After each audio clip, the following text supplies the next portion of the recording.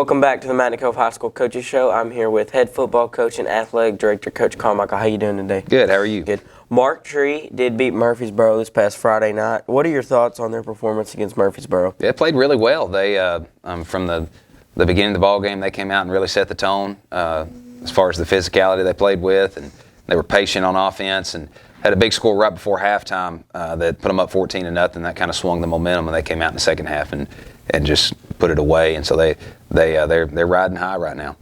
All right, they do have a massive offensive lineman, like you said last week, in number 79. How do you think our defensive line can penetrate against him? We got to beat him off the ball.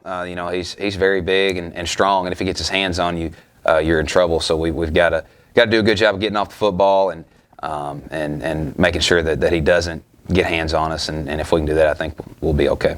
Do they have any other offensive playmakers? Yeah, they got a couple skill kids that can run. They got one receiver, number 24. They'll split him out and throw it up to him some. They like to throw the ball down the field, and he's done a good job making plays. And the kid they got at quarterback, they rotate two quarterbacks. One of them, number 5, he runs real well. And then here towards the end of the season, when they moved their junior high won their conference and really kind of ran away from everybody. And they got a freshman quarterback, number 10, they'll put in that throws the ball pretty well, and he gets more and more playing time each week. So I expect to see a lot of him on Friday. But they got some guys that can make plays.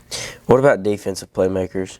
They got a middle linebacker, big old tall kid, another freshman. Does a really good job of getting off blocks and getting to the football, and so we'll have to make sure we get him blocked. And they got a little bit of size up front on the defensive line. 79 plays up front some, but they got a couple other dudes that get off the ball well, and their front is pretty good. All right.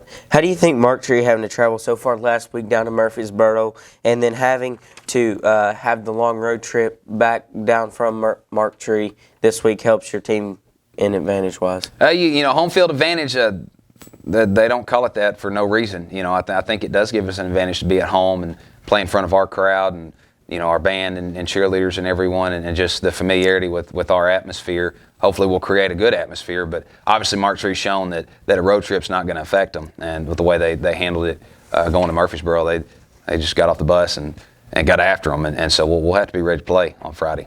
What kind of defense does Mark Tree run?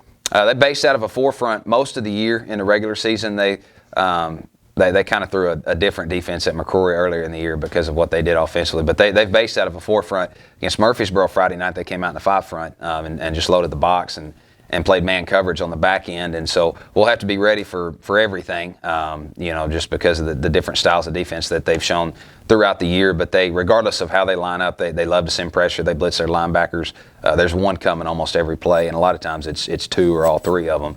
And so we'll have to do a good job picking that pressure up. But I imagine we'll see a variety of looks on Friday.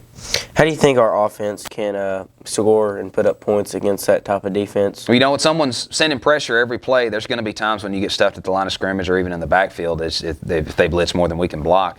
But at the same time, one missed tackle can result in a touchdown. And so it's kind of feast or famine when you're playing defenses like that. So we have to be patient.